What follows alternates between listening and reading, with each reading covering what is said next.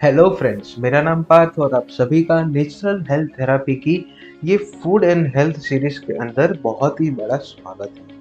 आज जो हम बात करने वाले हैं वो आपको टैगलाइन से तो पता चल गया होगा कि जंक फूड के बारे में आज हम टॉपिक कवर करने वाले हैं। तो ये जंक फूड होता क्या है और आइए जानते हैं कि ये जंक फूड के अंदर कितनी कितनी कैलोरीज होती है और ये जंक फूड की कैलोरीज को बर्न करने में कितना टाइम लग सकता है। तो ये वीडियो है वो बहुत ही इंटरेस्टिंग होने वाला है। तो ये वीडियो को आप ज़रूर से अंत तक देखिएगा और अपने फ्रेंड्स और अपने फैमिली मेम्बर्स को शेयर करिएगा। तो सबसे पहले अगर हम बात करते हैं जंक फूड के बारे में, तो जंक फूड जो होता है वो आता है कई सारी जगहों से। तो कई ये कौन सी जगह होती है वो उसके बारे में सब लोग बताते हैं, मगर कहाँ से आती है वो नहीं बताते। तो ये जो जंक फूड है वो शुगर एंड रिफाइंड प्रोडक्ट्स के अंदर से आती है, या तो फिर हम देख ले तो सॉल्टी प्रोडक्ट्स के अंदर से आती है। कार्बोहाइड्रेट और एक्सिस ऑयल जो होता है उसके अंदर से आती है। फिर हम जो ये बाहर की शॉप्स में या तो ठेके पे जो तला हुआ खाना मिलता है वहाँ से आती है। तो अगर हम बात करते हैं वन बाय वन, तो शुगर और रिफाइंड प्रोडक्ट्स तो ये कहाँ होता है, तो ये जो है वो है आपकी केक्स हो गई, मफिन्स हो गया, पेस्ट्री हो गई। ये जो है इसके अंदर जो शुगर का लेवल होता है वो बहुत ही ज़्यादा होता है, ताकि आपको वो फ्लेवर है वो लचीला लगे, आपको खाने के लिए ललचाए।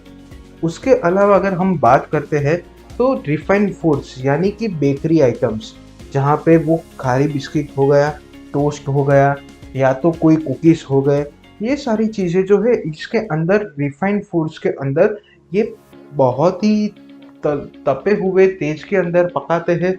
और यहाँ से आपका जो प्रोडक्ट्स है उसके अंदर से पूरा स्टार्च निकल जाता है, वो बचता है, वो पूरा फैट हो जाता है। इसके बाद अगर हम बात करते हैं तो सॉल्टी प्रोडक्ट्स के अंदर आते हैं वेफर्स। सबसे पहले आते हैं वेफर्स, उसके बाद आते हैं फ्राइज। ये सारी जो चीज़ें हैं और इसके लगातार बनती हुई अलग अलग चीज़ें हैं, इसके अंदर सॉल्ट का लेवल ज़्यादा होता है, ताकि वो चीज़ें हमें अट्रैक्ट करे और वो हम ज़्यादातर खाएं। तो ये जो चीज़ है इसके अंदर सॉल्ट का लेवल बढ़ने से आपका बॉडी का जो फैट लेवल है और आपका मेटाबॉलिज्म है उस पर डायरेक्ट इफेक्ट होता है। और जब चीज़ एक्सेसिव होती है तो वो आपको खाने के लिए लालच देती है, और उस वजह से और इसी वजह से आपका कैलोरी का इंटेक है वो बढ़ जाता है। और कई बार आप देखेंगे कि ये सारी चीज़ों की वजह से आपके बॉडी के अंदर और आपकी लाइफस्टाइल के अंदर चेंजेस आते हैं। तो ये चेंजेस क्या होते हैं, चलिए एक बार ये भी देख लेते हैं। सबसे पहले ओबेसिटी, उसके बाद डाइजेशन प्रॉब्लम, उसके बाद लॉस ऑफ न्यूट्रिशंस, यानी आपका बॉडी का जो न्यूट्रिशंस है वो कम हो जाता है। उसके बाद इसके अंदर कई बार ऐसे ऐसे हार्मफुल इंग्रेडिएंट्स डालते हैं, जैसे प्रिजर्वेटिव्स डालते हैं, कि इसकी वजह से आपके बॉडी का जो लेवल्स है, ब्लड सेल्स है, वाइट सेल्स है, ये सारी चीज़ों पे वो अफेक्ट डायरेक्ट करता है और आपके मेटाबॉलिज्म को मार डालता है एक तरीके से।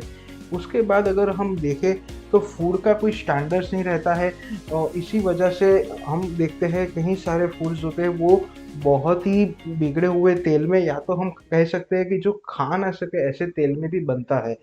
और उसके बाद अगर हम बात करें बॉडी पे, इस पे ये जो इफ़ेक्ट हो रहा है उसके अंदर डिप्रेशन हो जाता है, कई बार दाँतों में प्रॉब्लम हो जाती है, मेमोरी लॉस चालू हो जाता है, क्योंकि आपका जो टेस्टोस्टेरोन है वो आपका धीरे-धीरे कम होने लगता है, आपका बिहेवियर चेंज होने लगता है, एंग्ज़ायटी बढ़ जाती है, लाइफ़स्टाइल जो है वो पूरी डैमेज हो जाती है। तो आपको जंक फूड के अंदर सबसे पहले ये ध्यान रखना है कि जो भी आप फूड खाएँ, जंक फूड किसी भी दिन आपने खा लिया, तो ये जंक फूड खाने के बाद आप थोड़ी-सी एक्सरसाइज़ कर लें। तो ये अब चलिए आते हैं इस टॉपिक पे कि जंक फूड खा लिया, तो अब how to remove that calorie, ये कैलोरी को हम कैसे रिमूव करें। तो चलिए अब यहाँ पे आते हैं। तो सबसे पहले हम बात करते हैं कि अगर आप कोई जंक फूड खा रहे हो, जैसे कि शॉप्स, नॉर्मल शॉप्स में मिलता है, मैं कोई पर्टिकुलर कैलोरीज पे इफ़ेक्ट नहीं करूँगा कि इसमें इतनी कैलोरी होती है, इतनी कैलोरी होती है। मैं नॉर्मली शॉप्स में मिलते हुए जंक फूड की बात कर रहा हूँ, जहाँ पे समोसा, कचौरी, दाबेली ये सब हो गया, पानी पूरी हो गया। तो ये सारी चीज़ों के अंदर जो कैलोरीज का लेवल होता है वो करीबन औसतन 150 से 250 के बीच में होता है। तो आपको ध्यान रखना है कि जब जब आप ऐसा कोई फूड खाएँ, तो आप करीबन करीबन उस दिन आप 35 मिनट तक चले, वॉक करें, सिंपल वॉक। वो आप कभी भी कर सकते हो, नाइट में कर सकते हो, दिन के अंदर खाया हो, दोपहर में कर सकते हो। अगर आप स्टूल पे बैठे हो तो अपने पैर हिला के भी आप वो एक्सरसाइज कर सकते हो, मगर 30 से 35 मिनट वॉक वो मस्ट ज़रूरी है। तो आप जब भी रेस्टोरेंट फूड के अंदर जाते हो, डिनर के जाते हो स्पेशल, तो दूसरे दिन मॉर्निंग के अंदर आप कम से कम 45 मिनट से 1 आवर तक वॉक करें, या तो फिर वहाँ पे कोई कार्डियो एक्सरसाइज करें, ताकि आपके बॉडी में जो फैट है वो जमा ना हो पाए। अब चलिए हम बात करते हैं कि आपने कोई सॉफ्ट ड्रिंक पी लिया, तो सॉफ्ट ड्रिंक के अंदर कम से कम 138 या 150 तक की कैलोरीज होती है। तो वहाँ पे आपका 26 मिनट का वॉक वो बहुत ही ज़रूरी है, या तो आप 10 से 12 मिनट तक आप दौड़ भी सकते हो।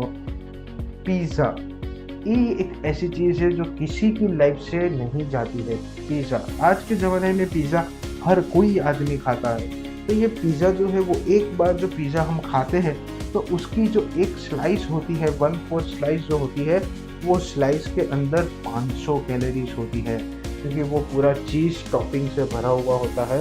उसका जो बेस होता है उसमें भी कैलोरीज़ होती है, क्योंकि उसके सारे न्यूट्रिशंस निकल गए होते हैं, पूरा मैदा जला हुआ होता है।